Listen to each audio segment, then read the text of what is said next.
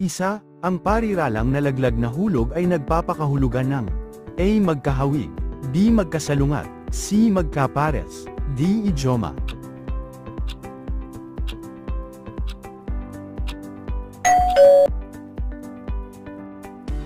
Dalawa, isang uri ng pamahayagan na nag-uulat ng mga tunay na pangyayari batay sa pag-aaral, pananaliksik, o pakikipanayam at isinusulat sa parang kawili-wili. A. Editorial, B. Pag-uulo, C. Lathalain, D. Anunsyo klasipikado.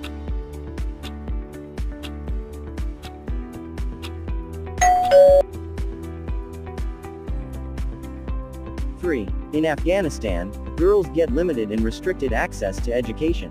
What kind of discrimination exists in this situation? A.